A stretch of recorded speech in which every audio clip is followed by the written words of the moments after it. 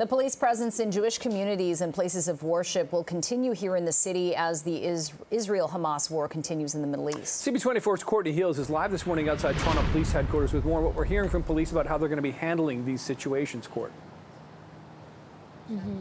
Yes, and police are saying that you can expect to see an increased police presence really right across Toronto and much of the GTA, guys, also in areas of worship. And we have heard a little bit more from Toronto police talking a little bit about since the war, the conflict in the Middle East. They're hearing from the community talking about fear and insecurity. And at this time, what we're hearing from Toronto police, they say there are no credible threats to the Jewish community. But again, they are watching things very, very closely, and you can expect to see more officers within this city. I want to share with you part of a statement that came from the Toronto police. This was just overnight.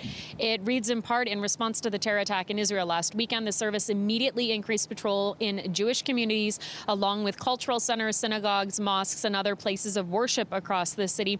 You can expect to see a continued increased police presence. The service is also working closely with federal and provincial partners and other law enforcement agencies to ensure coordination and information sharing. I can also share with you this week some hateful graffiti discovered. This was at a bus shelter in the Bathurst and Glencairn area. Obviously very upsetting for residents who live and work within that area. Police made aware of that case of vandalism.